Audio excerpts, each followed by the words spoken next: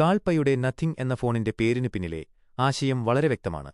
സാങ്കേതികവിദ്യ നമ്മുടെ ജീവിതത്തിൽ അമിതമായി ഇടപെടാതെ പശ്ചാത്തലത്തിലേക്ക് മറയണം എന്ന അദ്ദേഹത്തിന്റെ കാഴ്ചപ്പാടാണ് ഈ പേരിൽ പ്രതിഫലിക്കുന്നത്. നത്തിങ് എന്ന പേര് വന്ന വഴി ടെക്നോളജി ജീവിതത്തിൽ ലയിക്കുമ്പോൾ. നത്തിങ് എന്ന പേരിനു പിന്നിൽ സ്ഥാപകൻ കാൾപൈയുടെ ഒരു വലിയ ദർശനമുണ്ട്. സാധാരണയായി സാങ്കേതികവിദ്യ നമ്മുടെ ശ്രദ്ധ ആകർഷിക്കുകയും പലപ്പോഴും അതിന് അടിമകളാക്കുകയും ചെയ്യുന്നു. എന്നാൽ കാൾപൈ പറയുന്നത് ഭാവിയിലെ സാങ്കേതികവിദ്യ നമ്മൾ അറിയാതെ തന്നെ നമ്മുടെ ജീവിതത്തിന്റെ ഭാഗമാകണം എന്നാണ്. അദ്ദേഹത്തിന്റെ വാക്കുകളിൽ ടെക്നോളജി പശ്ചാത്തലത്തിലേക്ക് മങ്ങുകയും ഒന്നുമില്ലായ്മ പോലെ അനുഭവപ്പെടുകയും വേണം. ഇന്നത്തെ സാങ്കേതികവിദ്യ മനുഷ്യന്റെ ജീവിതത്തിൽ അമിതമായി കടന്നുകയറുന്നു.